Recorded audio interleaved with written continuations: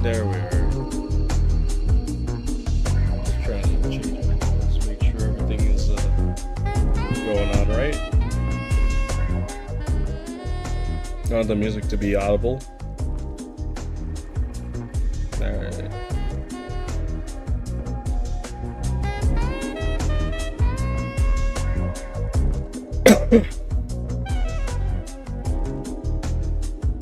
There we go. That should be good.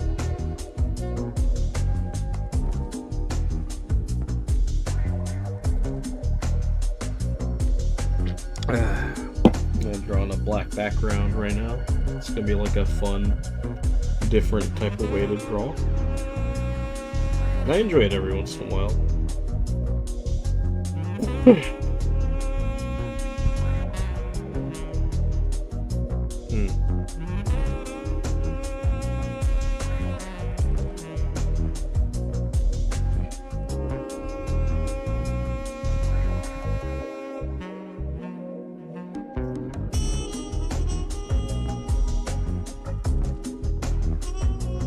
But yeah.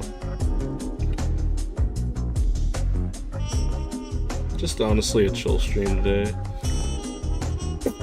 I have much to talk about right away. Maybe I'll think of something, but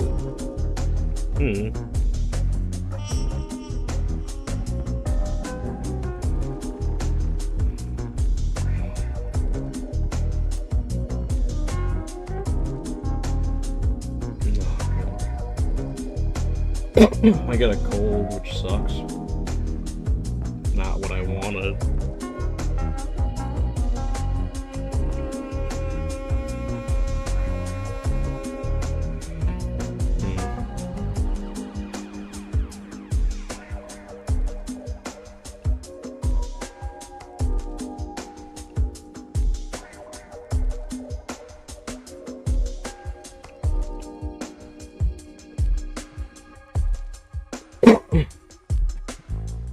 If anybody sees this later on, like, can you tell me like an optimal time to stream? Because I'm still like trying to figure that out. But I know for sure that these streams will probably be happening on Tuesdays and Wednesdays just based on my schedule.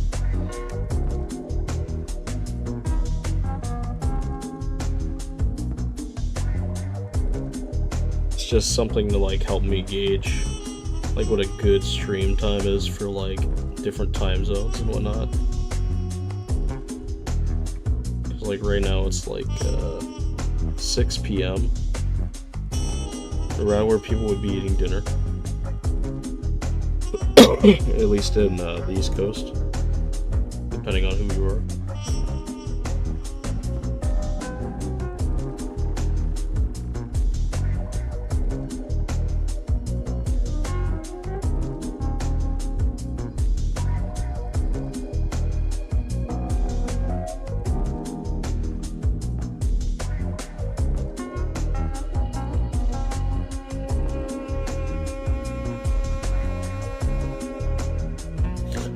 And the condiments with cats thing is gonna be developed still. I'm just taking a small break because like I'm getting used to a new schedule.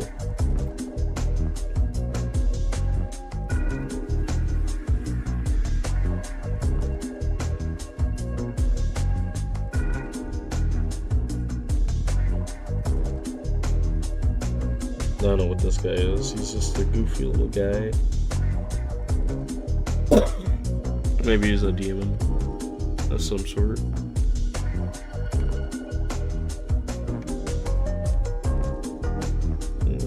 why he's got like weird eyes.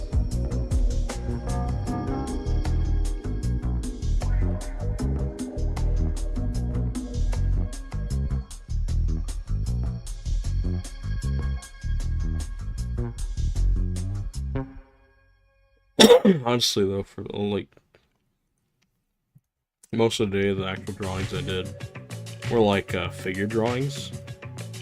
Or like stuff. Well, it's not like figure drawings in the fact that I'm using reference. It's like out of my mind because I'm like playing with shapes and stuff.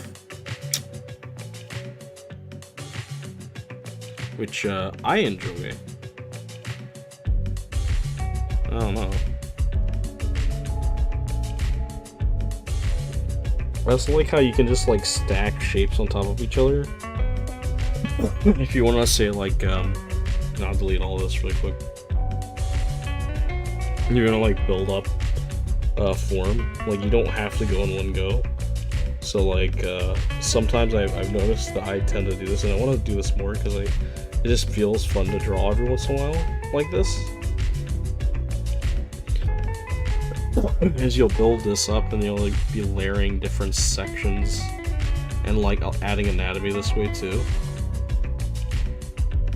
It just like kind of works. And the thing is, like, if I want to do finished lines or something, I can always get rid of it. Like, it doesn't have to exist.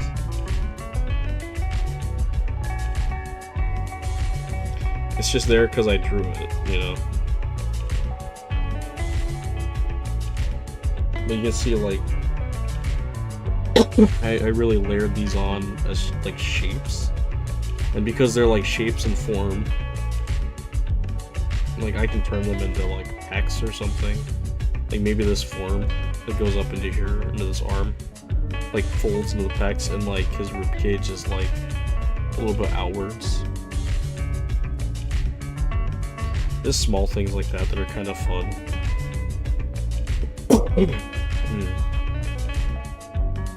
You know, one thing I want to do with this YouTube channel and my community as a whole as an idea is, like, if you want something bad enough, those are the kinds of people I want. Like, bad enough to actually do something about it.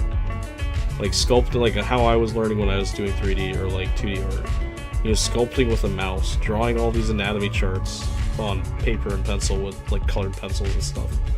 You know, like, I'm not playing around when I mean, like, you have to want it. Because, like, I want a community that's, like, okay about teaching stuff. But I don't want it to be taken advantage of because people have,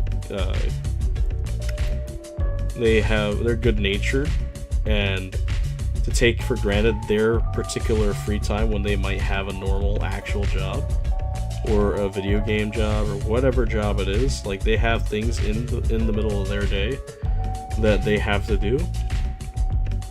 So if they teach you on, like, a Discord server or something, I really don't think you're obligated to be taught by these people. Like, they're doing it because they care that much. They want to give back to the community. And I think that's not really, like, stated within art communities as a whole, really, that often. Is like, you know, these guys who are, like, professionals doing this stuff, they have full-time jobs. They have full lives. Like, they have social lives, too. And I'm kind of annoyed that's usually taken for granted or not really thought of. It's like, you know, you're just owed them to teach you. No, you're not owed anything like that. You know, they do it because they care and they want to give back. But if you, like, I guess, don't take it to heart, or, like, don't understand that their time matters a little bit, you know, that's the kind of thing that kind of bugs me about our communities. And why I'm kind of principled on, like, leaving some of them if I feel like it. It's like, you know, I don't have to be there, you know. Like, nobody has to do anything in these communities. They join because they want to chill out, usually, so to be pestered about teaching. Or if they actively do teach, you know, then that's taken for granted, personality-wise. Kind of hurts. Like, this is why people get burned with, like, socially with other Discord, like, other people. I use Discord as an example because that's what I use, but, like, you just get burned from a community at that point. It's like, you know, everybody's doing this, everybody's like this, Now, how do you interact with these people? If you know that every single situation is going to be the same, ask, like, how do you do this? How, what tutorial? Not tutorial, but like, what techniques are you using? How are you drawing this? What brushes are you using? It's like, you're inundated with this, and you don't think that professionals hear this like all the time. This is why when I talk to people who are like doing that stuff, it's like, I don't want to be another blip in their day, because they hear that stuff consistently.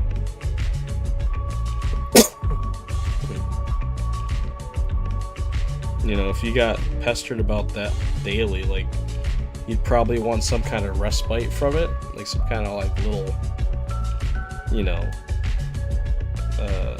safe haven or something. I'm sure they have their own Discord servers too. That's why I also say, like, you don't have to join these public servers at all. And so it's kind of like, I don't know. It's just like something that's been on my mind lately.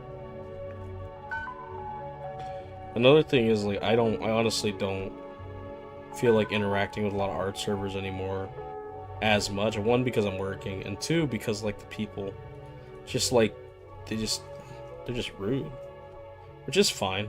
It's valid that they do it, but instead of like coming up to you like person to person and telling you to like go to a different channel or something, they'll just all move to one channel. And I just think that's stupid. It's like, if you got a problem, speak up. Like, I'm fine listening. I don't want to be babied, but other people do want to be babied. I don't know. If I usually just won't talk at some point out of courtesy. If I tell you heads up, like, what an issue I have with you is, or something going on, probably means I respect you to some extent to actually, like, tell you what's going on. That's probably what that is. And that'll probably be taken for granted too. But, oh well. I also am, I'm now just under the mindset that you do things on the off chance that you help some of the people that actually want to do things. It's not about the people that won't do things. That's why I want to do YouTube more. Because, like, I don't have to repeat myself over and over and over again in a server. And if somebody asks me, I'll just send them to my YouTube channel. If they have a problem with that, then that's not my issue. They have to learn on their own. They have to be able to learn on their own. I honestly think to be a successful artist or creative person, you have to have that mindset. And I only say this because, like, the idea that getting a job is the end-all be-all is insane. Especially in this day and age when most people don't stay in one company to begin with forever. So, like, that's always something that kind of bugs me, is they don't think about it as a career. They're thinking about it as a job. Like, it's the end job, it's the dream job. But, like, thing is, what happens when you get fired? Or what happens when you have to leave for more work because the production is done or something? Which is what happens in games, if you think about it. And I'm sure animation, too, to an extent. Is these productions get done, and they need to wrap up, and they don't need all these people on the payroll, or whatever it is. So they just get reused by other studios, and then they get churned in and out of different studios, depending on their skill level and what they do. That's what I see. I don't know if that's entirely true, because I don't work in the games industry, I don't work in the animation industry yet. But, that's like what I've come across listening to interviews and looking at what some people online are saying. But I keep getting inundated like with different ways that people do things, which I'm not even sure are true because I'm not hearing that they're working on these productions. I honestly wish there was a spot for animation people.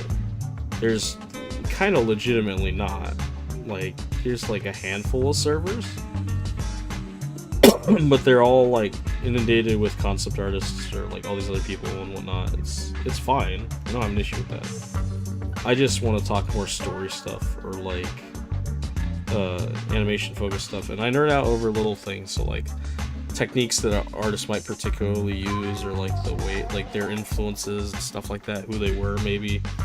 Like I look at this stuff because like when I nerd out, I guess it's about like people. So if I care enough to look up a creator I'll look up like their history or their discography or filmography, whatever they've worked on, basically, just to see their track record. Because, like, again, it's about the career. It's not about like a job. Although, like, getting one thing done is really good, you know. But it's, you know, the thing about a career is you can see the progression over time, you know.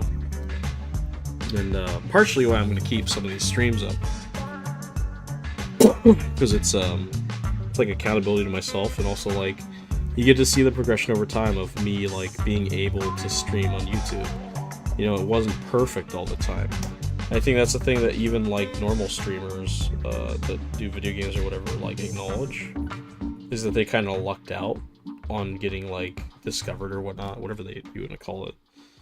But like you can see their videos in the past, and they're not as highly edited as they are now, because they learned, you know. But they still probably have those videos somewhere.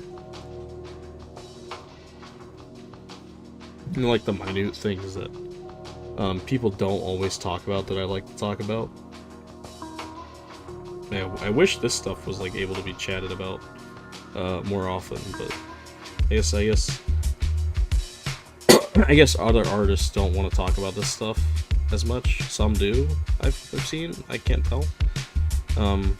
Regardless, there is a Discord server in the works that I'm making. I need to readjust some things because it was back in a time where I was solely doing 3D. Like that was the issue, or not necessarily solely, but like I was gunning for a 3D job, and then had an epiphany at work that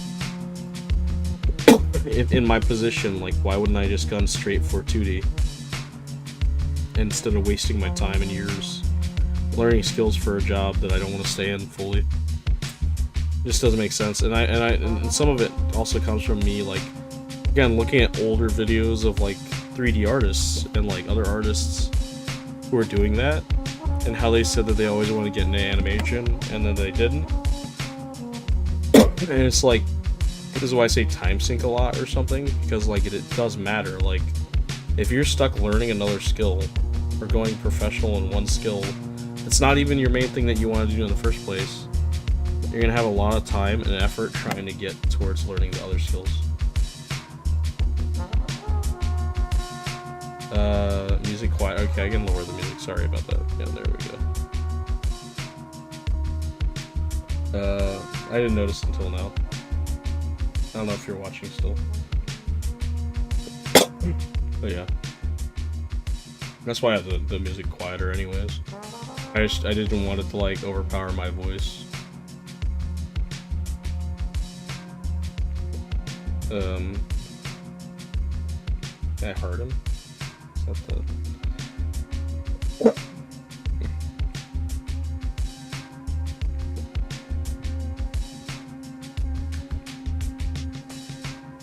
There we go.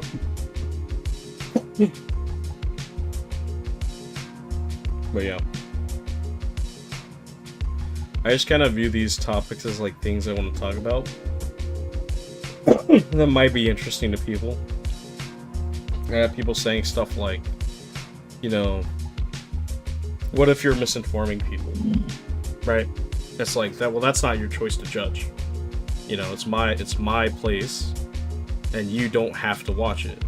And if you want to personally fight me in the social arena and put a post up that says that you're vehemently against it, then fine, you can. But until you do that, if you know, you're not going to come to me and whine about my platform and my channel and my place. You know, that's the kind of like mentality I see about that. Is this like, you know, this isn't your business. It's like telling somebody who owns a company to run it differently, and you're just a complete stranger. That makes no sense. Like, and I'm doing it on the off chance that somebody gets something out of it. You know. So you can have your opinion. That's fine. But, you know, I'm not going to stop just because you said something. You know, if you have a problem with it, take it up in the social arena. You know, use social media, call me out. But until you do, until you step up, like, I don't care. You know, Discord's Discord. It's not like, it's not social media. It's not public. You know, I'm putting my skin in the game by making these streams and being public. You know, that's the thing that's different. And that's also why I try to be tactful with my words, and I try to listen to people when I am wrong, because I can change. You know, that's the thing. It's like, you know, if you live like say 80 years or even lower than that, like say 40, to not change in that period of time seems insane to me. Like, living that long and not changing even a little bit just seems absurd.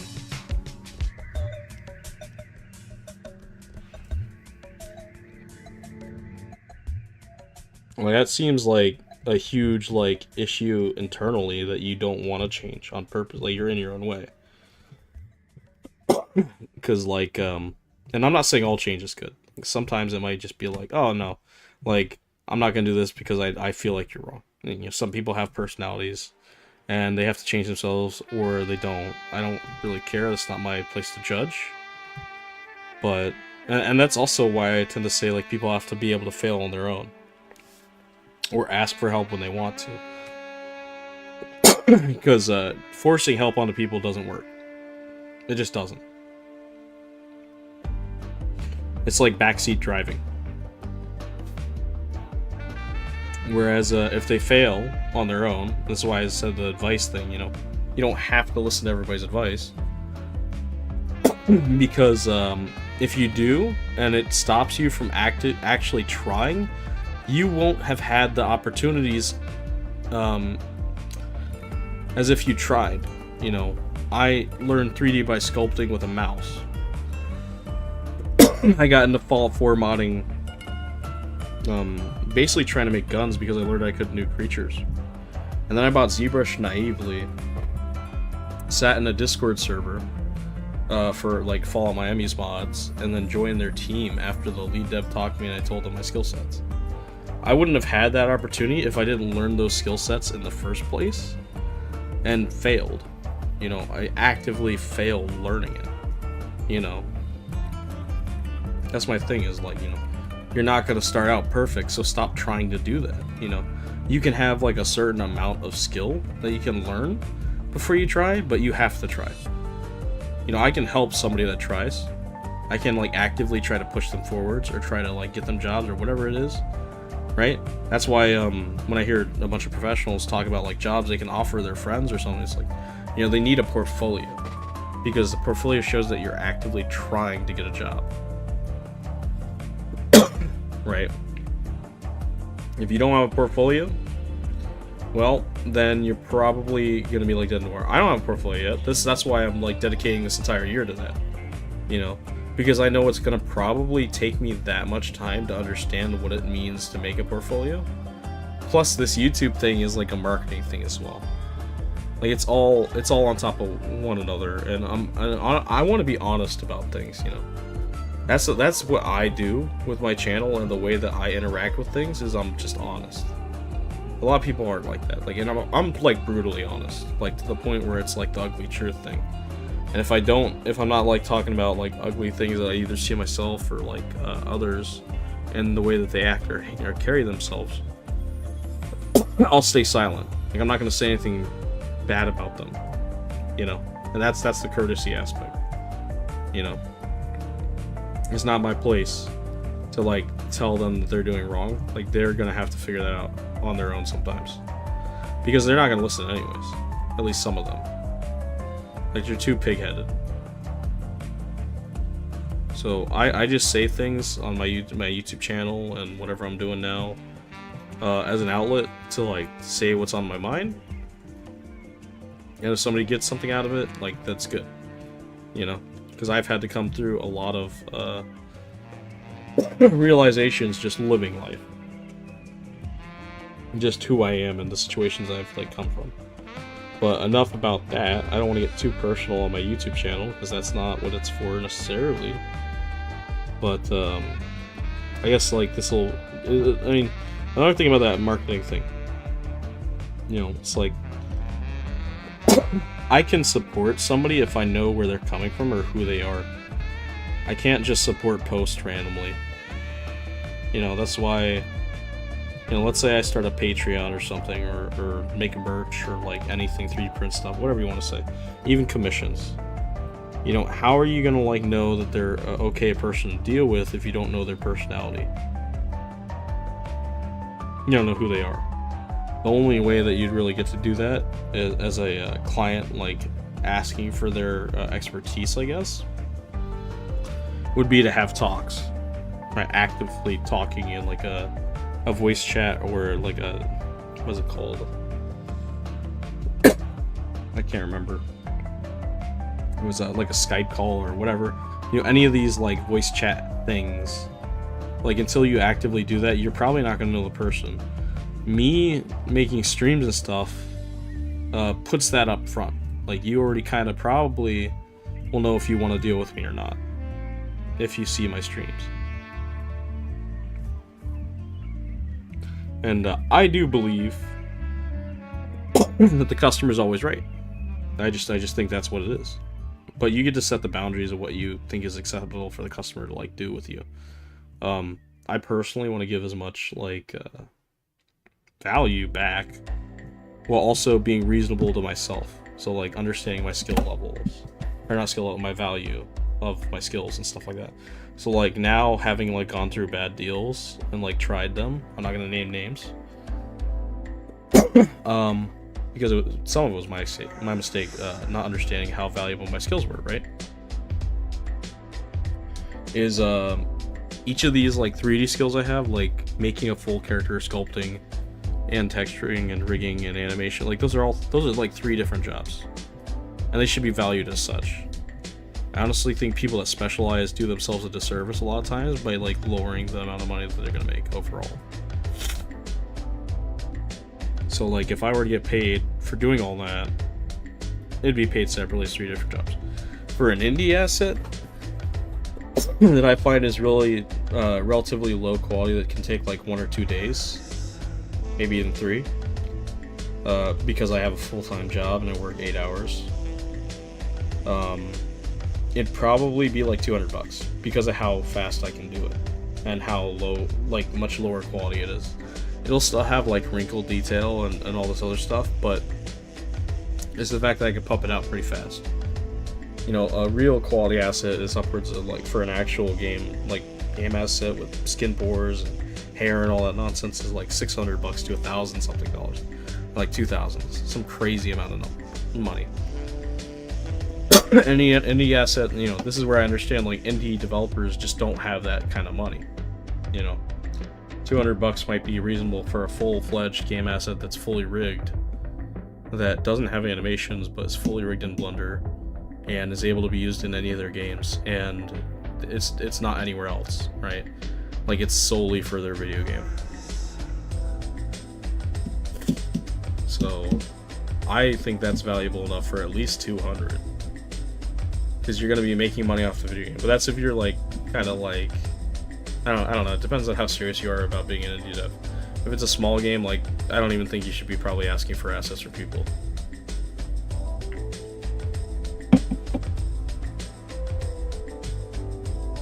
Because at that point you're still kind of learning the ropes of game development, which is a pain unto itself. I only know that because I've dabbled in like a lot of different things within games, and I'm like slowly branching out the stories because that's what I want to do. I want to do TV animation specifically.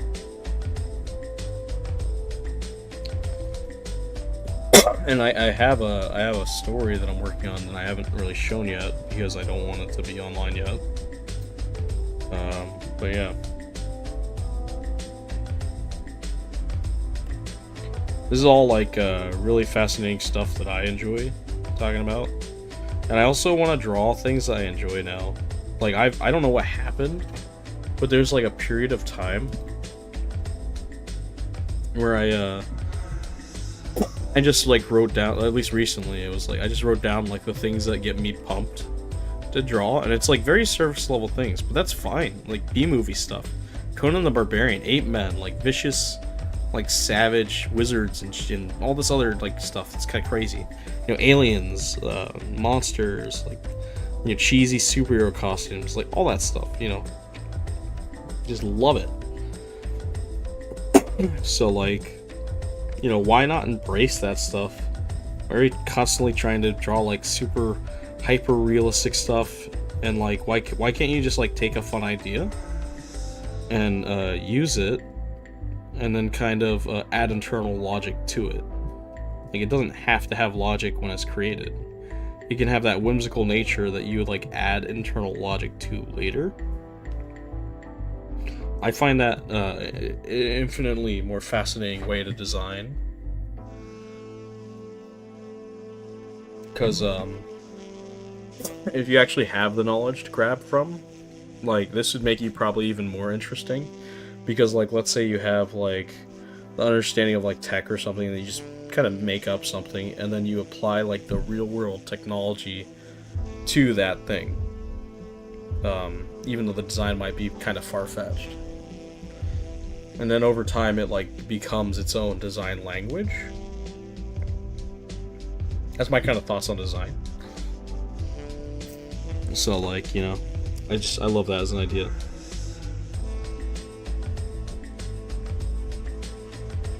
I'm not entirely sure what to draw right now because I'm talking, but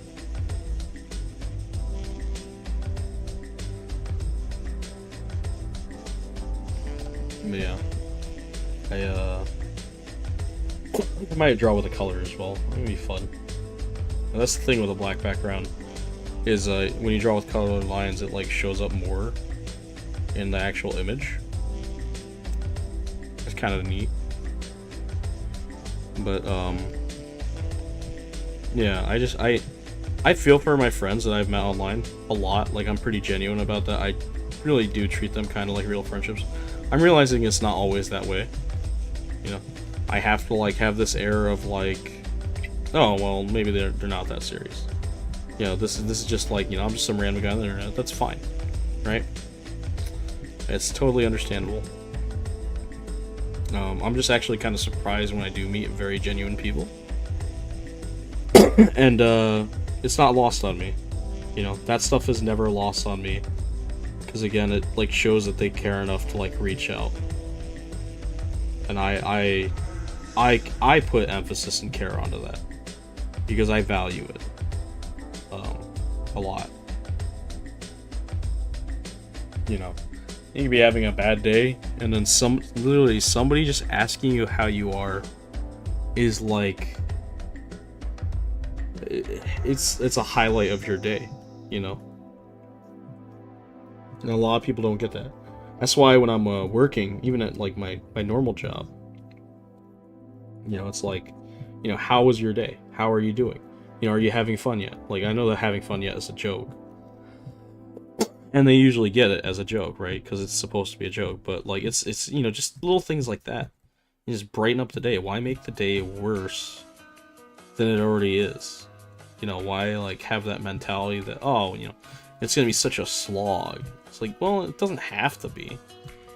I mean, it's gonna be work regardless. Like, you're gonna be stuck there, you know. Why make it worse? I've always had this kind of mentality, and I see it daily. You know, people make the worst of their like day when they know that they have to go there. It's like, you know, it's an inevitability at this point. If you don't show up, well, that's your fault. But like, if you consistently want to, because either a paycheck or whatever it is, you know, why make it worse? You know, you already know you're gonna be there for some odd hours, and then you're gonna leave. So like, you might as well not drag it out to make it feel worse. That way I can get lost in like just doing work without like having and this is the mindset thing. Like, it's for me, it's like active as well. So like, I get bouts of negativity during the day sometimes when I work. Usually I use those times to like have an epiphany about something going on in my life, and then I get pumped again. Now, since I have streaming, I have something to look forward to during the week, the work hours or whatever. Again, like, you know, it's something. It's like, oh, I know, like,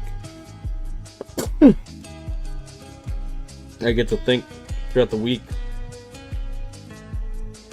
about what I'm going to talk about, you know, or what I want to say. And I find that fascinating. And this is only like a short-term goal to like start streaming. I have another short-term goal that is getting out of my day job by like starting commissions and stuff, like 3D or 2D. This is all like stuff that I have planned that I want to do. I just need to like work at it and make it a habit. That's the thing. If you don't try, you're not going to have these opportunities, and I like to stress that. Because like it's true, you know. And people are telling, you know, I had a conversation with somebody about like, oh, it's predetermined or something. Okay. Like, even if it was, are you gonna let that stop you? Like, just that mentality kind of bothers me to an extent, but whatever. My main thing is like, you know, if you have any sliver of a chance to influence any outcome, and you're directly involved because it's your life, why wouldn't you take that? Why wouldn't you take it? Like, any small chance. Like, any little thing. You know? Like, that's also Todd Howard's story, from what I heard on, like, an interview or about what he went through. Supposedly, so he was still in school, and he's trying to get a job at Bethesda. And they told him to come back when he finished college. Lectured them a lot until they finally hired him. In my mind, what I see is the dedication to keep going over and over and be like, you know, the what's the word I'm looking for? Yeah, it's dedication, you know. But that's kind of the thing that goes through my mind is, you know, I would probably hire somebody who's trying to pester more because they actively want to get into a field than somebody that doesn't. It shows initiative, right? You're being active, you're calling them ad nauseum. It also depends, though, if you have the skill level, like the skills to do it. So, like in the Todd Howard case, I think he went to school for like, was it accounting or mathematics?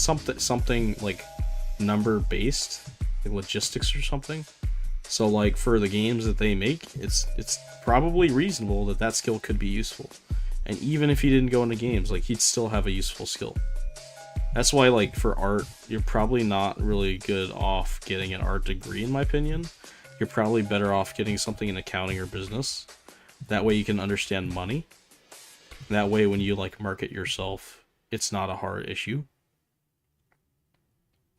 But that's how I view it. Because, like, as an artist, you're never gonna stop marketing yourself, really. It'll just get easier the more well-known you get. That's what I assume. I'm not there yet, so I wouldn't know, but it's kind of what I would assume. Because your name gets known, and it becomes like synonymous with this kind of art form or something that you do, to the point where, like, you know, you're just in like public knowledge. You know, it's like, oh, this guy does this, you know, he's like the goat at this, he's great at this. You know, because he's done it long enough. And that's the thing about track records that I think about. Is and I view this from even just my basic normal job that I don't necessarily always want to go to. Is like this. You know, if you're gonna slack off in a normal job, what are you gonna do when you get your dream job? And it goes back to the, like, always learning thing. You know? If you're gonna look at something and then walk away, like, how are you gonna do, like, when you look at anatomy or something, right? Oh, I'm just not gonna learn anatomy because I don't feel like it. I don't need it. Well, then your stuff is gonna suffer for it. You know? Because the people that know anatomy and know this stuff will just have better art. Yeah, in my opinion. At least better technical art. You can certainly have stuff that works without anatomy. I'm not saying that that's not possible. But having an understanding of it, an underlying understanding of anatomy can sometimes help the way that you draw gestures. And it can help the way that you, like, visualize forms and all this other stuff. Like, it really does help. But it depends on what you're getting out of it. You know? So like, even when I draw anatomy, like I'll draw the whole thing usually and color code it or something. And the reason behind that is I take my learning seriously, so I don't have to draw seriously as much. Like, it's more intuitive. So if I want to tighten it up, I'd actually get reference or something, or I'd actually like try to be accurate. But I can get like the majority of the way there without it. You know, like a huge majority of it. Because I up front did all the hard work, you know, and I found this quote, I forgot it, because I said it wrong one time. It's measure twice, cut once. It's kind of that mentality, you know, if you do this, if you put up the stuff, the work up front, well, you don't have to measure as much, like it's in your head, it's ingrained, you know, so like it's very intuitive, it's flowy, and it just looks like you're seamlessly doing things. But in reality, you've kind of like ingrained it or made it like memory to the point where you don't have to like really care too much about it. And I get analytical with it because like if I do that, then I have an understanding of it in my mind, even if it's subconscious. It's why I can take like any shape and turn it into anatomy or an arm. Like this, for instance, this can be an arm. And I'll show really quick. You know, like let's say this is the muscle, and then you got this, and then you got your, yeah, and then let's see, he's got arms, he's got hands.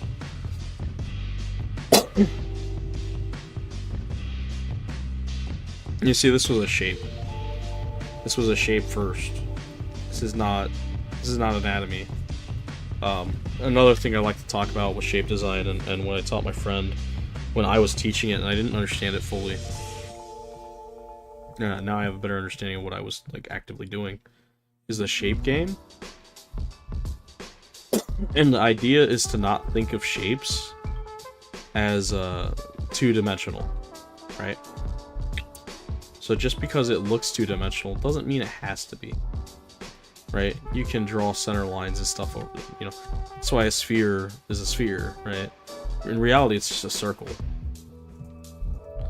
But you can, like, literally do that. So if you design a character based off of this, you're also inherently using shapes, so you'll inherently have a negative space when you create characters with shapes. This is, like, a huge thing that I design-wise, like, as an idea to teach this, this simple concept, because it just works, in my opinion. It just does what it needs to.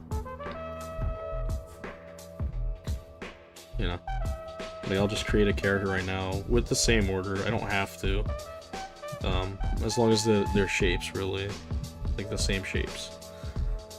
But I'll do something weird and funky. In fact, let's do that. That could work better. You know, what if it's hair or something, right? And there's like a hat. A weird looking hat.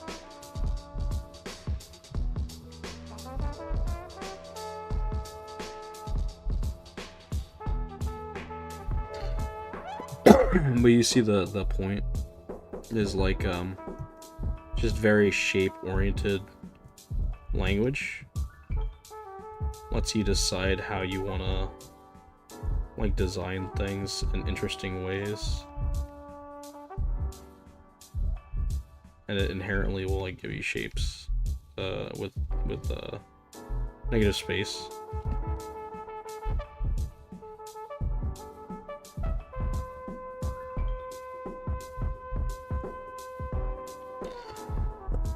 And this is like a common shape I used with my friend back then that kind of baffled him for that session like a long time ago, because like that, and I'm worried that I'm not even a friend to him either anymore, but whatever, it's not my issue. You know, I try to be there for people when they need me. You know, if they don't need me, not my issue to worry about.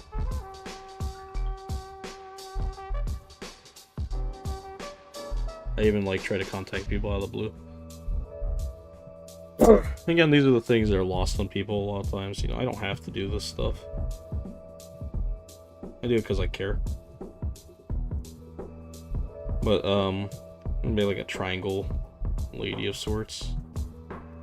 Or character, I guess.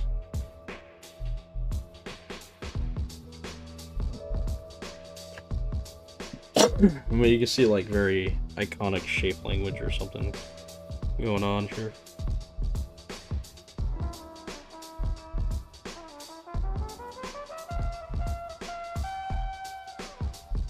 I don't know what kind of face to give her. And honestly, I think I did the hair dirty. Because like I would have added more of a curve if she's facing this way. Because like the idea is they're facing this way, so like there would be more of a curve on that hair than what I drew.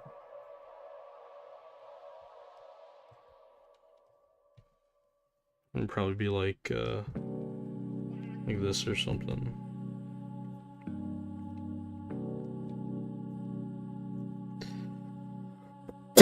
But yeah, it's this idea that like,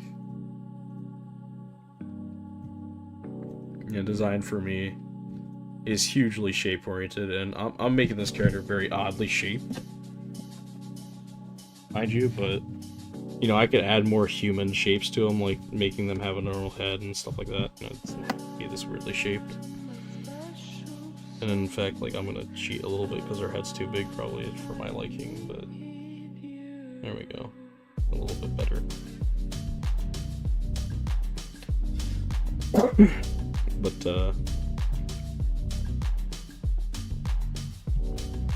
I view this as like an important design sensibility that I like.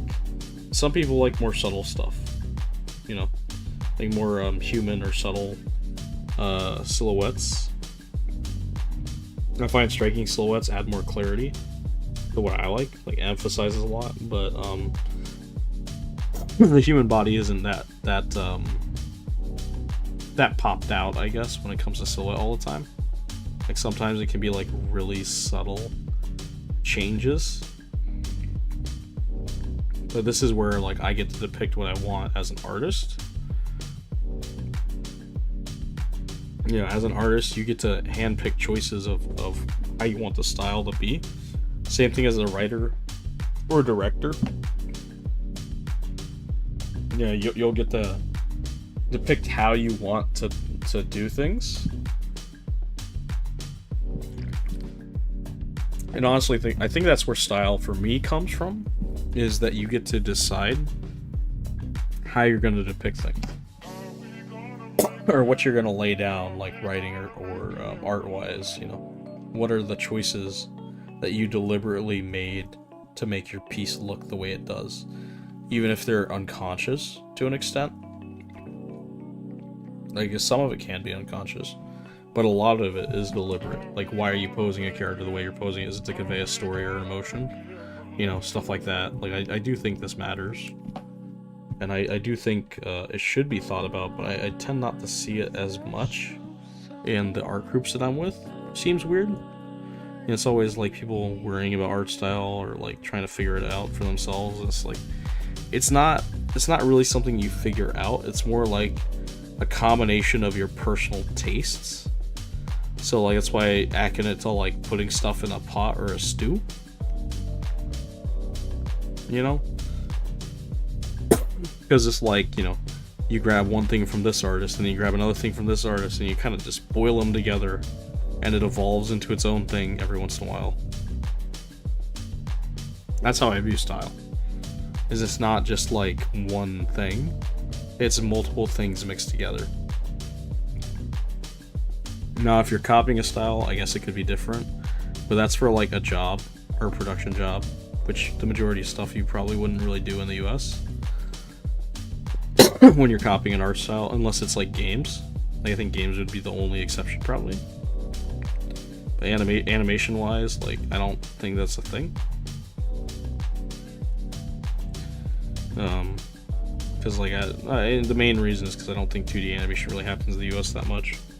Like, we're more mainly in charge of the storyboard aspect of things. I'm sure that there is some places that still actively do it. But I just don't see it as a normal thing. And again, I'm not in the animation industry, so I can't be a huge, well-spoken voice on this. But I have seen podcasts and listened to different various people within it over time, and it kind of surprised me. It's like, oh yeah, no, like all this stuff is brought over to the Philippines, or it's brought over to South Korea and all these other countries because of economic reasons and how cheaper it is to produce frame-by-frame animation.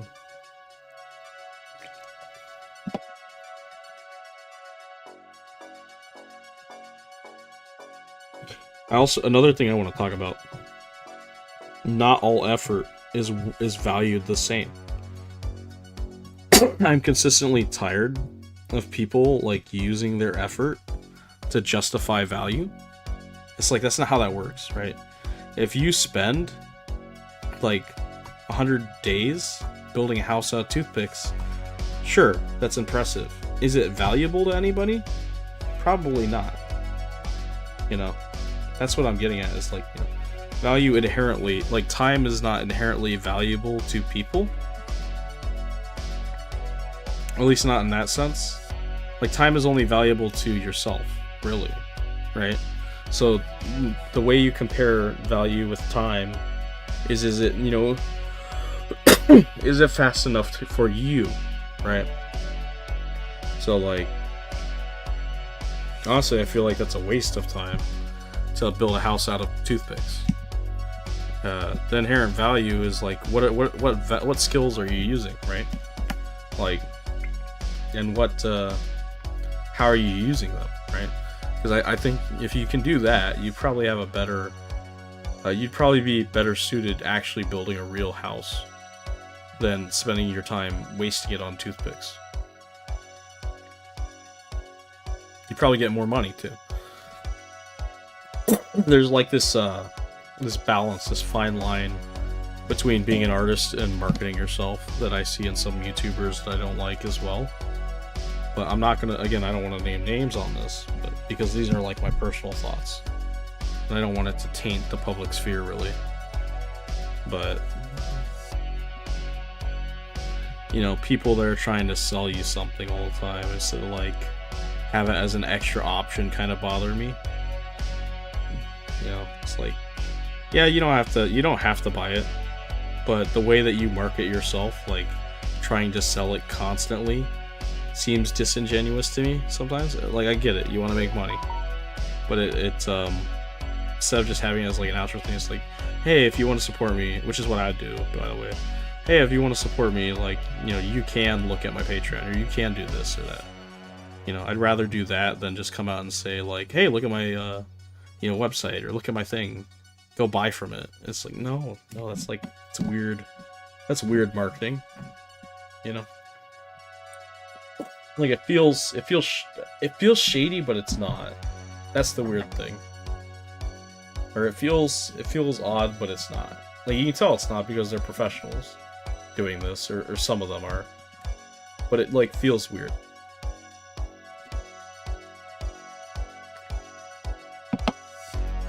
And a personal thing about redrawing things for me is like, if I'm an artist and I'm gonna be an artist for the rest of my days till I die, you know, for me not to be able to redraw something is like a disservice to me. So I'm not gonna like fiddle with something that I know is clearly not working. I'm gonna come back to it with a better understanding of how to do it, you know. So I'll just like erase a chunk, like an arm or something, and then I'll draw a new one in a different position that I know is gonna work. And I've seen painters that do this too. The thing is, like, what is your skill level of doing that? If you're used to doing that already, it's gonna be a lot easier, because you're like, oh, this is just another thing I do before I make the finished drawing. With a painter, it's much more intriguing to me, because they're not only are they erasing chunks of their painting, they're also like adding value and drawing back onto the painting to make a new thing, which is kind of intriguing to see how their brain like intuitively does that. I've only seen a couple artists able to do that, but I'm sure there's tons. It's just really intriguing to me.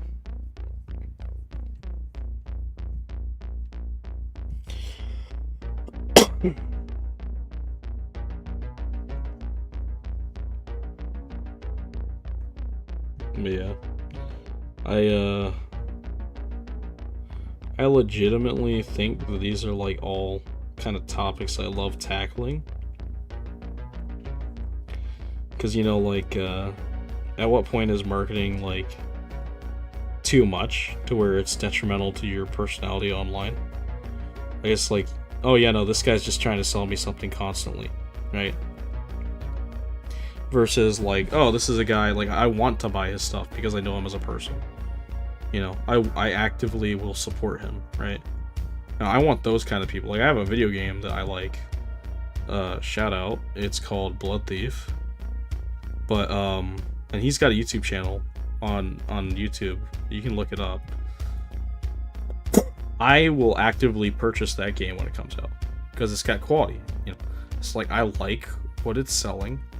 And I will actively purchase it. There are very few things that I feel like I want to do that with. So, like, when I see, like, a genuine thing I'm interested in, yeah, I'm going to buy it, you know? And I'm going to support their creators. This is why I think independents are better than corporations anyways. Because you know that the money's going directly to the independent a lot of times. You know? With a corporation, you can't tell. You don't know where they're funneling the money. It could go back to developers, or it could just go into, like, management's pockets. And that's why microtransactions are such a convoluted thing to me.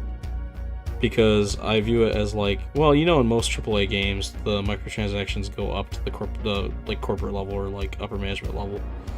And don't really go back to the devs. And if they do, it might be a minuscule amount because of how many devs there are. Or, like, they let go of those people, like, after the game was released. Right.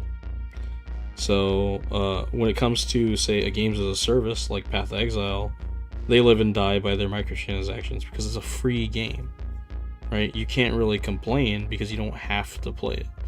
If you buy it, like, you're not really you're not, like, losing anything if you play it because you didn't purchase it, you know? Whereas a $70 title that has DLCs that are like half the base price of a normal game kind of irk me the wrong way. You know, how are you going to justify that? Lie about it going back into development where it probably isn't, and then also, like, make you pay even more than $60 now? I don't see it as, like, a logical outcome. Like, sure, the price hasn't fluctuated much, but you sure as hell haven't stopped adding microtransactions to make as much money as possible, and it's not even going back into development team. Possibly. I don't know if it does. You know, again, that's the thing, like, we don't know where the money's going. That's the issue that I see. And another thing is, like, it's a bureaucratic thing because the company's just so big. Like, that's the devil's advocate side of me that's like, you know, well, the company's also big and they have to manage all this stuff, but the fact that it's not managed well is probably what might irk me. Like, I hope it is. I don't know, though. You can never tell with these people because they overproject, right? It's like, oh, our shareholders are estimated to make this much money, and then they continually fail, and then they cut staff.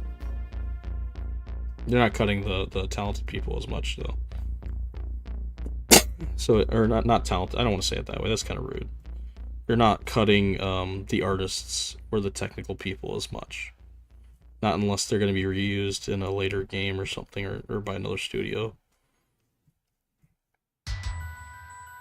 But that's my thing. And also freelance, like, you know, the thing about the industry is, like, you don't have to have an actual job in the industry to be part of the industry.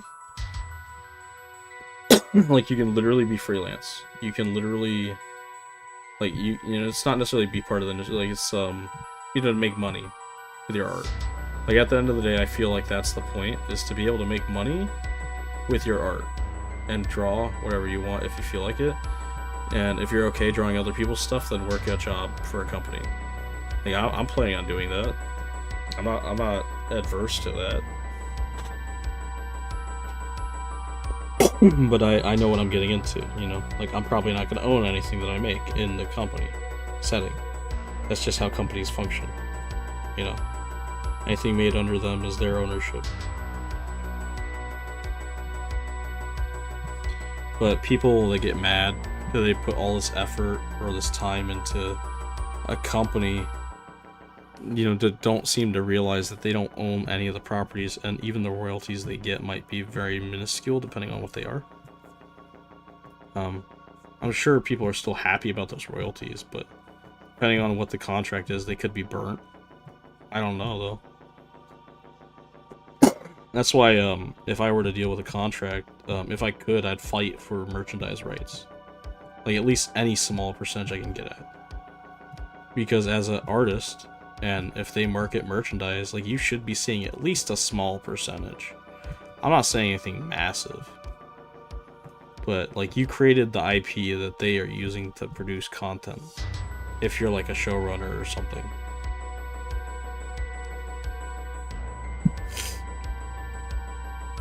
That's, like, the thing that I would fight for when it comes to, like, animation or something. Is, like, these creators who are making these multi-billion-dollar corporations money should at least be seeing some of the profits back. I'm not saying a substantial amount. I understand companies need to run, and that's, like, how they make their money, is through the merch. But the fact that, like, the creator sees almost none of it, sometimes, I don't know. I would be curious about these deals, but again, these are, like, private contracts, so I'm sure that they don't really talk about them that much anyways. Because it's dependent on the creator and, like, how they signed or made the contract. I'm fascinated by this because I wonder how much of this gets pushed by creators to actually get some of those royalties or some of those rights to the income of merch. That's why I think Busy Pop is an intriguing example of an independent, even though she might have connections within the animation industry. It's like she still built up a social media following and was able to sell merch at a reliable, not reliable, what's the word I'm looking for? Like, she was able to market herself really well. And the thing is that merch will help pay for any other future endeavors. Even if it's a minor amount of money. Like, that's the thing that's so smart about that, It's like all that merch will go back towards development or go back towards making new content or paying the employees or whatever it is. That's what I find more fascinating. Because of e-commerce and the internet and how accessible it is now. You can pretty much market yourself with, like, a YouTube or something. Create merch. And if you get enough of a following, people can buy it and support you as a creator. And you can actually live a pretty decent life. It's it's like, I'm gonna support this creator because I know what kind of person they are, or I like their content enough. It's like, I think that's good. I think it's good that like, you're cutting out the middleman of distribution somewhat to an extent. It's just like YouTube and e-commerce have become the distribution instead of going through a middleman company. Which is still the case within a lot of industries. Like, comics is still somewhat that way. Cartoons is definitely that way. And, it has to go through a streaming service, or it has to go through, a TV corporation in order to get put on air. I think, like, Steam is a good example of, like, how this has become a thing. Because you can literally release a game as a single person, because any transaction you do, you're considered a sole proprietor. Or you can open an LLC, so you have less liability, but regardless, like, you basically you have free distribution, even if your stuff might be bad to other people. I think having free distribution outweighs that, because people will decide with their money what they want to support. I do think, though, there should be, like, which games are being bought as a kind of search algorithm, which is what Steam does too. So the good stuff, like, gets kind of closer to the top, but then there becomes an issue with discovery, which I'm sure all these platforms are having issues with, right? YouTube just issue in my book is the fact that it's an artificial algorithm. So even if you wanted to see something pretty random, it's not really a possibility. because it's fed based off of the things that you've already watched. So like you might get a thing here or there, but it's very rare. That's why I think like viral videos and like what they used to be are not really a thing anymore. Like they still exist, but I wouldn't say it's organic as it used to be. You know? Just based on how much the algorithm actually controls the content that you see. I mean, even when I search on YouTube, which I don't know why they did this, I end up getting search results for like things that other people have seen or previous videos that I've seen. Like that's a section in the search results on YouTube for some odd reason. Why, when I search for a very specific topic, would I want any of that? It makes absolutely no sense to me. It might be another option, but it makes no sense to me, like logic-wise, why I would like want to see videos that I already have in my history bar. Or why I would want to see things that other people have watched that are completely unrelated. It just makes no sense. And I guess that's like the discovery thing is the unrelated stuff, but like why would that not be on the homepage? Why is that in my search bar? Like that's what bothers me fundamentally about YouTube search engine. Like I have better search results on Google itself than I do on YouTube as its own platform. Like that seems wrong. That seems like that should not ever be the case. That the actual search engine provider has better search results than the actual video provider. It seems super bizarre. And I don't know if it's like an algorithm thing they did or they changed like the way that YouTube works. It's just fundamentally that seems very weird.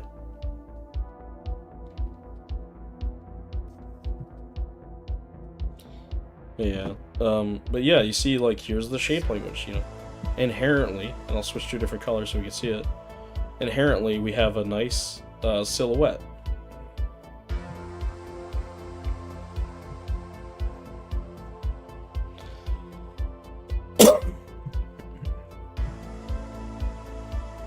Yeah, you look at this and you're like, you know, you can see the shapes. Like all the shapes are very apparent. This is why I think a lot of modern cartoons are kind of boring as well. I looked at them. You know, they have very human proportions, but they don't play with silhouette as much. Like, there's some good examples of it, but like look at the early 2000s cartoons. And I watched a video. They talk about it.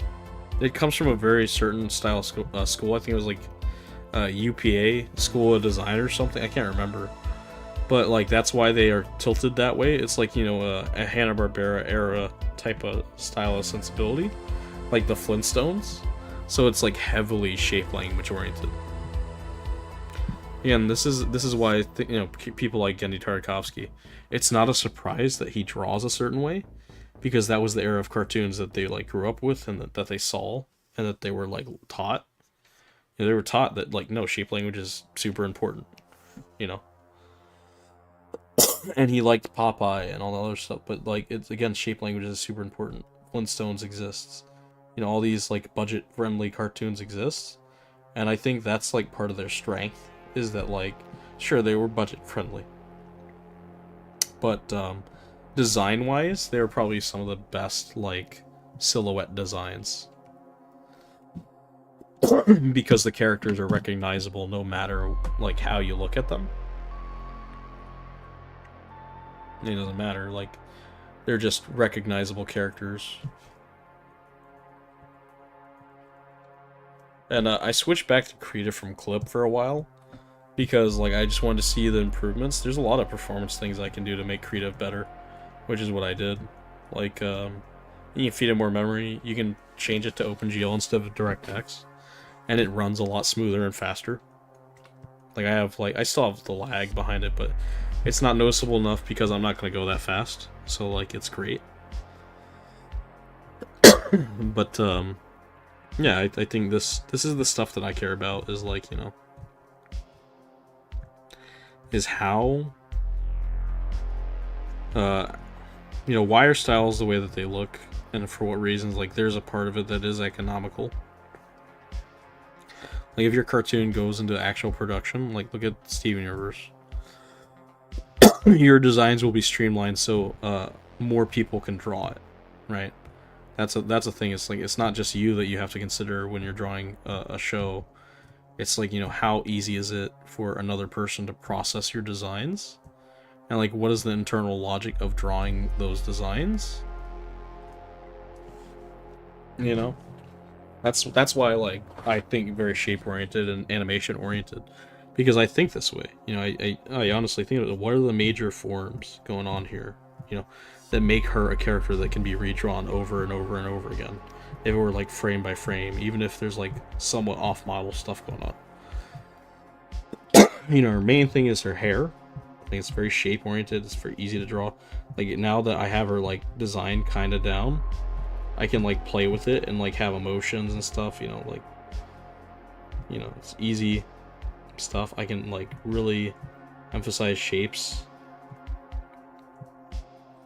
And characters evolve as you animate or make them more. Even comics does this.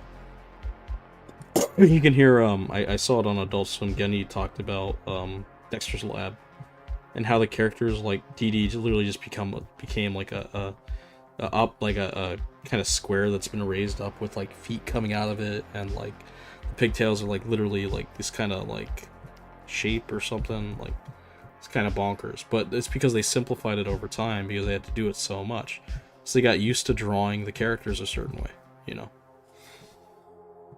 That's why like first design pass for me is like nothing usually. It's like how often can I like draw the character over and over again? Like, can I make it comfortable for me? You know, what's the internal logic behind how their body is like drawn? Do they have like a certain number of strands for their hair? You know, this is all stuff that like animators have to think about. So there's some consistency in the way that they draw. With anime, it's a little bit different because like there's so much detail in some scenes that they actually don't think about it. They just like do whatever. Like, the hair is like hair. Like, it can go in any direction. Like, there might be some iconic shapes, but like some of it might literally just be that way. So it's not a huge deal if they get like the hair different in one scene as it is in another, because in general the hair looks similar enough all the time. And that's like, more detail, more you can kind of fudge things. Less detail, the more subtlety you have to have inherently, in my opinion. I mean, I'm not saying that there isn't subtlety within detailed things. I just think you can actually fudge a lot the more detail you have spattered on your canvas. And it starts to like destroy the design to me too sometimes. Like, I view like very iconic shapes or very iconic things as like important. So even if I were to like say have a character or something, or a shirt, I commonly use a shirt as an example. You know, we can start with a shirt, and then it's a basic shape. It's a basic, like, let's say it's one flat color. It's a basic color. But then you can layer things on top of it. Like, you get seam lines. You got like a zipper down the middle, or like it's kind of thing. And then you add on like designs, right? So now it's got like more patterns. I haven't even gotten the patterns. But you got designs, right?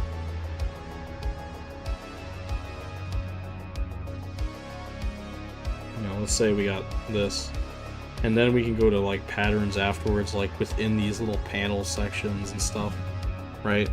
So like, that's what I mean by like, this is like more about design to me. Because like, now that you have this kind of sensibility for a shape language that's a common factor within this piece of clothing, and you have a certain pattern and thing that you're always drawing, well, now I can like mass produce this on a character, or now I can draw this a lot of times, right? Like, it's not going to be too complicated because I know the basic shape language. So if I want to give this to her, right, and I'm going to delete this. But like, let's give her this coat as an example, right? Or whatever it is. Like, let's say it's open too. Well, now that I like designed it, I don't have to worry about too much of that design work. I just have to like draw the basic shapes, and then I guess the zipper will be down here, and then like draw the details in, like roughly.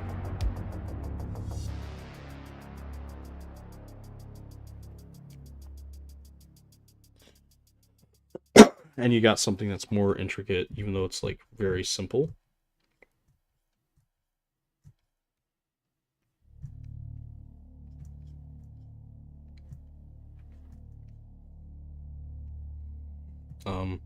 And also it's iconic. Like if you had like colors on this in like certain section, like because it's so simple, it visually reads as complex.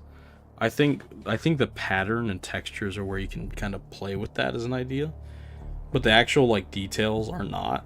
Like these panels, like you can maybe add like, let's say like a pattern within the pattern, and like it's like a textile or something. As long as the overall like big shapes read, I think it'll still be memorable, like design wise. That's the way I view design, kind of.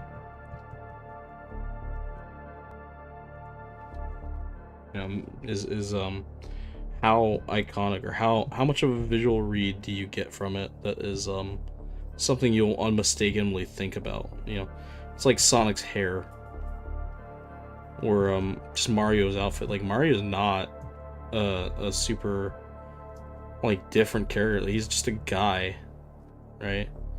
But the fact that he has like these bright colors and overalls, right? That you just assume like, oh, anybody who has overalls is Mario. Well, that's something I don't agree with either. Is because I've had that done to my art, and it's like, oh, this is Johnny Bravo. Well, not every character with a pompadour is Johnny Bravo, right? So like that's a weird like comparison. I'm fine with that though. I don't have an issue with that. I just find it odd, and like that's the way that people have to talk about a design, but that's good, right? Because that's how people talk about design. You can actually play with that. So like using certain design language that has been done before in interesting ways, right? So that's like me with the idea of like making Sonic's hair into a girl's hairdo, and she's got like cat ears or something, right? I mean, the hair is the same shape, but the character is fundamentally different, And that's what I love about that idea. And it's not just art. Like you can also do this with story. So let's say we have a Sonic looking character. He's like a parody looking Sonic and stuff. But he's not Sonic. He's a different character entirely, even if he's a parody. That's where you get your Rick and Morty's and stuff. Like Rick and Morty's a parody of Back to the Future's Doc Brown and Marty McFly, right? But they're not anywhere near those characters. They're not the same character, But they're parodies of them.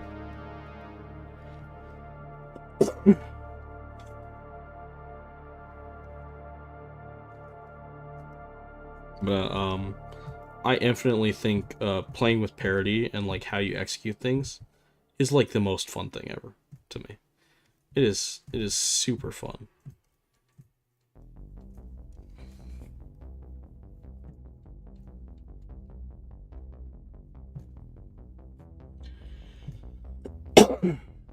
Because not a lot of people do it all the time. Like they don't embrace the content that they like.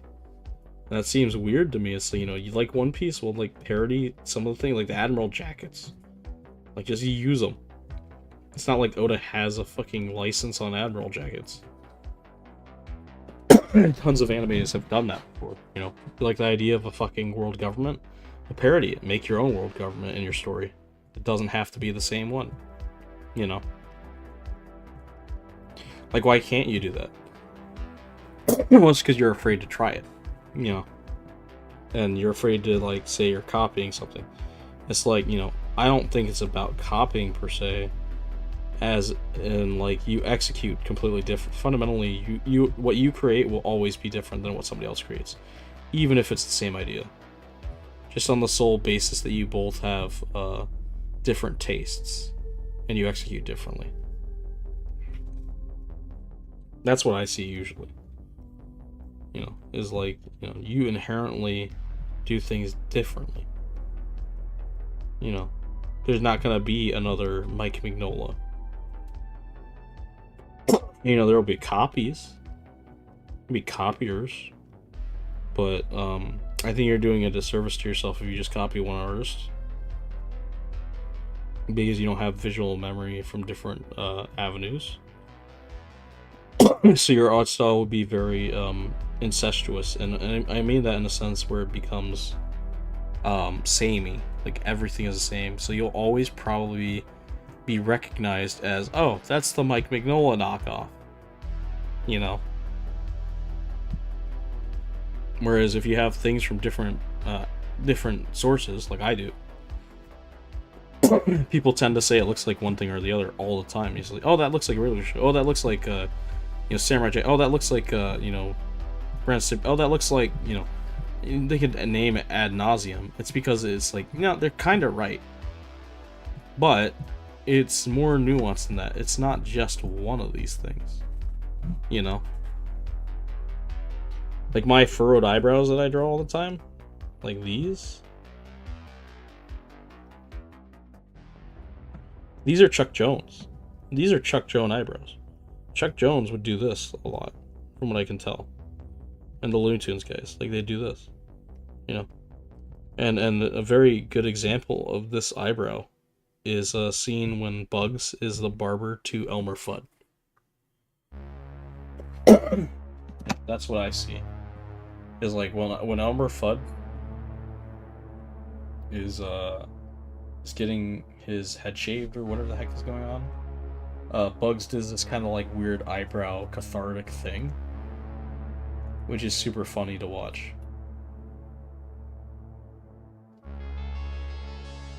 Oh, is my stream stopped? An error occurred. I just want to see my own stream. I don't know if it's possible. Maybe it stopped. It's gonna be annoying.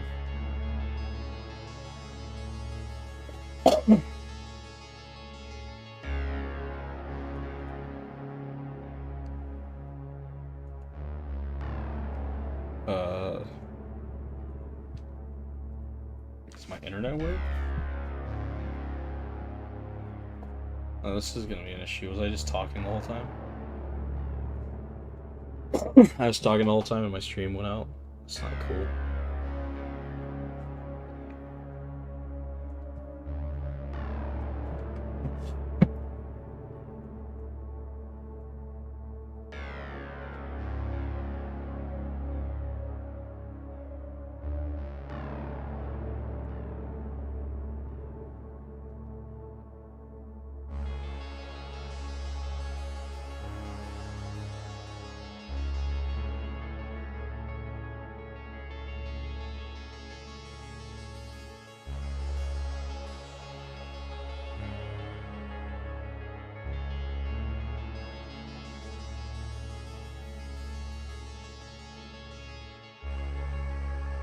Is like when Albert. Alright, let's see if this fixed itself.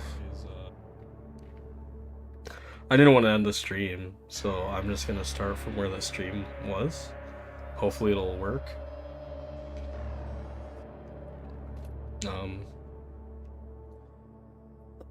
I'm not sure what just happened, but it seemed like it disconnected me for a second. But regardless, like, I like talking about this stuff just on the off chance. You know, the off chance that somebody might watch it or like use it as background noise to draw and get something out of it. That's my main thing. But it seems like I can't watch the stream while I'm doing it. I don't know. I basically was going over how Chuck Jones eyes, like these are Chuck Jones eyes, but but you see what I mean, like the shape language thing matters. Like you can have characters that look similar, but are completely different character. And her head looks weird because I didn't focus on drawing her actual head. I was drawing this, so that's kind of weird. But you get the idea. It's like this is its own character. This is not Sonic.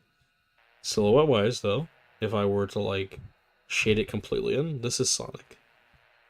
This looks like Sonic, but it's not. This is why silhouettes matter so much, because they become like iconography onto themselves visually, even if the character isn't. Right. So when I see very boring human silhouettes, I'm like, well, how can I distinguish who this is? Like, this could be any human, you know? But, you know, oh, wait, this is Luke Skywalker. Well, how the hell can I tell that? You know? There's a difference between art as a medium and film as its own art form. You know? Since 2D is 2D, I would rather play with shapes because it's like the strong suit. I'm not trying to be realistic. You know, I'm sure there's a certain amount of realism you can have. It just depends on like how much of a tilt that you want for your specific art. And this is why I say like it's about choice. Like you get to dictate how you want to draw. You know, nobody gets to tell you how you want to do it. You get to dictate. And if people don't buy it, well, you know, that's when you start to realize like maybe there's something. But I'm not asking for money anyways, so it's not a big deal. At least not yet. And I don't know when that would ever be. That might be if I get more established in this. But again, I have a long time to get established in it before I feel comfortable doing that. That's what always surprises me, people that start off like Patreons and stuff really quickly. And I'm like, that seems very odd to like have it blow up that fast, man. I don't have a following though. As far as I can tell. Like I have friends. But not like not a massive following of like random people. I guess they are random. I don't know, you know what I mean though.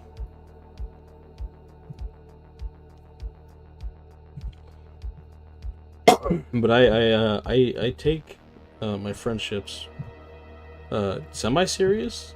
Like obviously we had to goof out and stuff, but like I'd like to think they're friends more than just like people I met. That's not always the case, you know, and that's respectable. That's fine, because you know, not everybody takes the art. It's just extra, you know. These aren't you know, I'm not a person that they're gonna interact with in real life all the time. That's why I say it's understandable. Because I'm not. Right? Not unless I meet them at like a convention or something. Which I do want to do eventually. I don't know what convention though.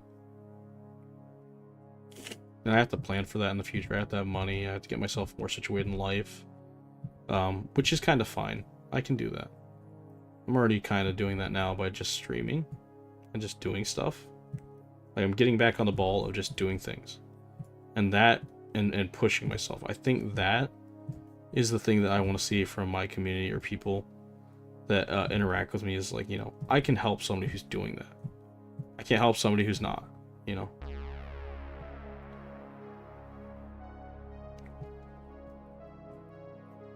Like somebody who's not doing those things, or not like pushing themselves actively like to the most, while also taking care of their body. I had to learn that as well. Don't overcorrect. So like if you take care of your body, you can consistently do this for like pretty much indefinitely until you feel like you want to stop for a little bit. As long as you take your breaks and get sleep and eat, your you know, your body doesn't just run off of fumes. You need to consume food. I learned this. Your brain consumes 20% of all your daily calories. 20%. Like, for how small your brain is, that's a huge amount of calories.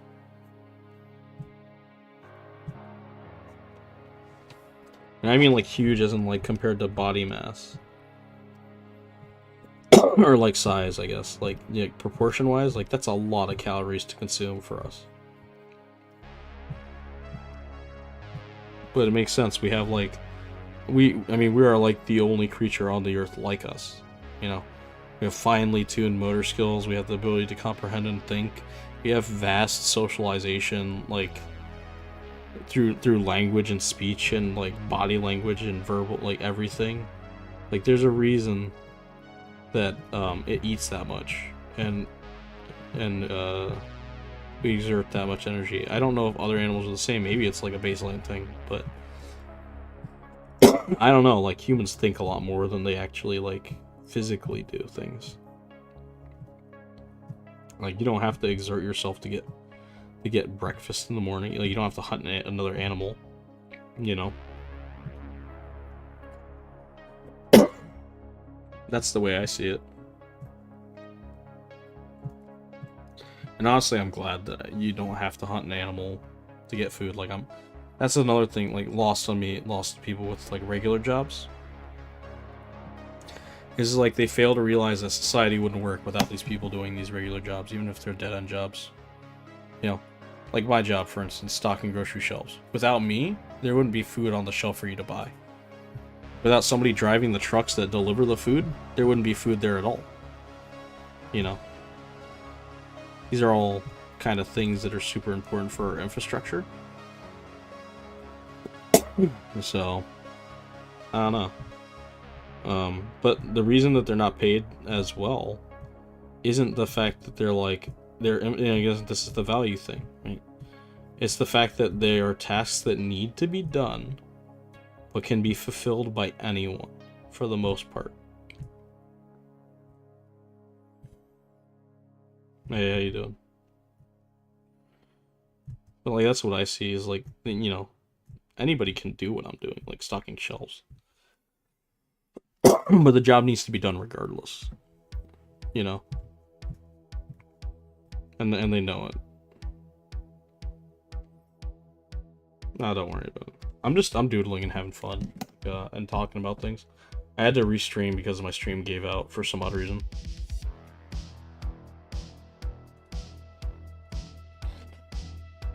I still can't see it on my my YouTube like window because I wanted to have it open, but I can see your chat in the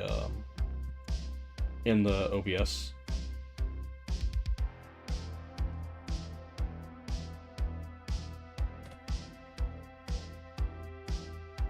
Yeah.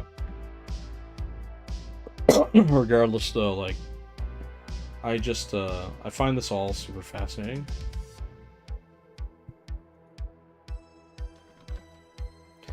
And right now I'm just playing with shapes because I went on a rant about shape language a little bit and like how important it is to design.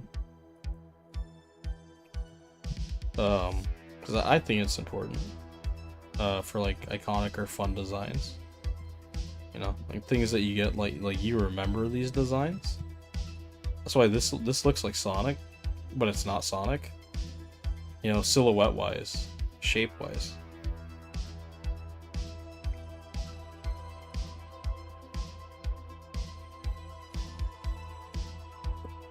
I'm gonna delete this actually. I don't want it anymore. That's the thing is like if you draw enough, you don't have to keep things, especially sketches. I'm not precious with any sketch usually, unless I make a habit to like make it an actual piece.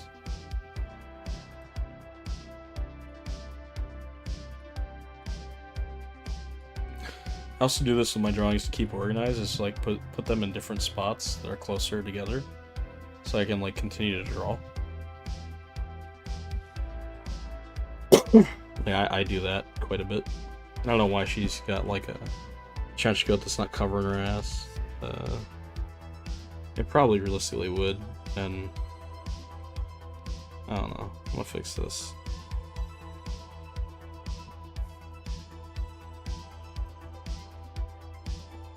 But yeah, just having fun here, doodle streaming. I might do 3D later on tomorrow, because I plan on streaming tomorrow too. I need to make this a habit. That's my main thing, is like I want to make it a habit to do this every single, like without fail, every single Tuesday and Wednesday, if my schedule stays the same. You know, these things don't, like people that stream and do this stuff, like they don't just do it. Like they choose to do it So like, you know, somebody's saying that they're gonna stream. Well, if you don't set dates and times, like it's gonna be pretty inconsistent. Because you're not setting yourself the expectations in your head that this is what you want to do. But yeah.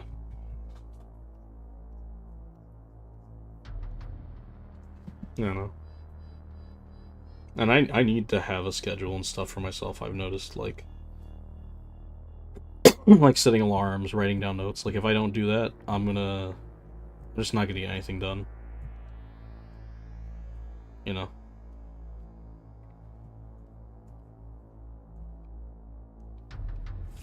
And it's honestly, it makes sense. Like for me anyways, it's like we're logical creatures, so like setting alarms, doing all that stuff, like it's well, we're illogical and logical. Like I acknowledge the illogical part more than I do the logical part sometimes.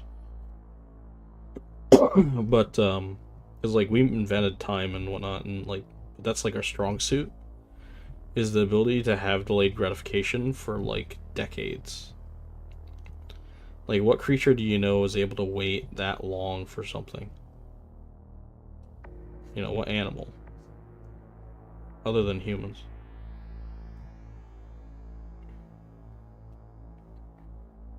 It's a long time. So that's why when I say, like, to people, it's like, you're gonna live like 80 years. It's like, you know, it's like, let's assume that you will have the best life and live that long. Let's just assume. Don't, like, say this kind of, like, hypothetical nonsense where it's like, oh, well, how do you know? It's like, let's just assume. And I guess this is a hypothetical, but assumption-wise, you live 80 years. How are you not going to change in that amount of time? Like, why would you actively choose to think the same way when things are moving and changing around you for that amount of time? Why would you also make everything that you do a living hell for that amount of time? This doesn't make sense to me. It's like, you want to enjoy life? Well, then don't think of things as a drag. You know, actually do things. You know, care about things. The thing about caring, and I've said it before in my bio and like other thing, you know, you don't get to have the right to care about things if you're not actively trying to. You know? Like, I mean, like, not the right, but like, don't expect to have them, you know? Like, don't expect to have a bunch of like people or relationships or any of that stuff to care about if you're not gonna do it. You know? That's how I see it. You know, I care about things because I choose to. I see a big caca. Yeah, the cake, right? The cake. Everybody likes the cake. Let's draw more ass. I can say this because this is my stream. Let's draw more ass. Let's fucking go. I just drew her in a trench coat. I'm gonna draw some ass. Some booty, as they say. Give the people what they want, right? One more cake. But yeah, no, I don't know.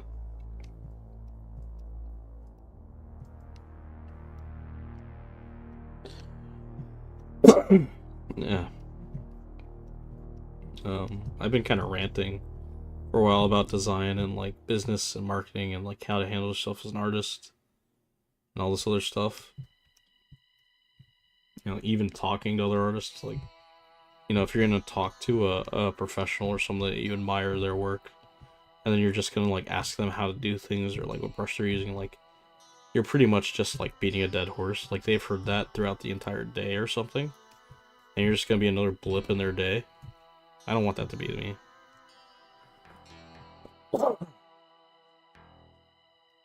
You know, like in my mind, it's like when you talk to a girl and you don't talk to girls often enough, you see that they're not treated as people. Like, they're people at the end of the day. They're not perfect, you know, just like people. You know, any man is the same way, and a woman is the same way. And it's just, you know, they're people. People are flawed inherently, and that's fine. Like, they're not supposed to be perfect. but you can try to like strive to be good.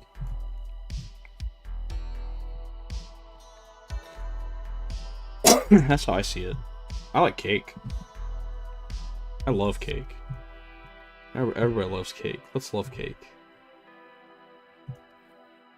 Oh man, look at that cake, bro. Oh. I think I got in trouble for drawing this on, or like Twitter like censored me, and it's like, you know how like there's nothing showing? That is what bothered me. I was like, wow, like their algorithm thinks that like this is sexual. There's literally nothing going on here.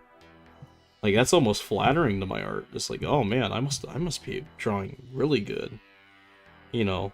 And it does that to my sculptures too. Like Discord's thing does that to my sculptures. It's like, you know, I'll sculpt something with such good anatomy that the thing like censors it because it thinks it's a naked person or something, and it might be an animal. What do you mean? Maybe. I don't know. I'd probably be different, of course.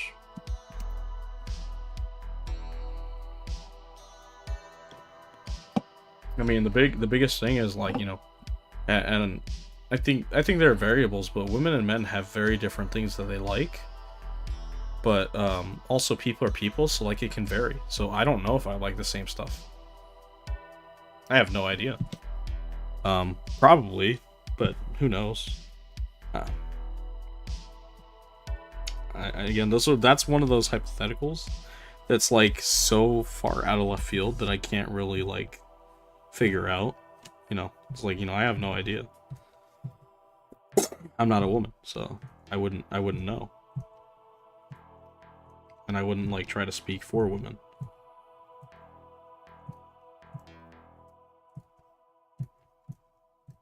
You know.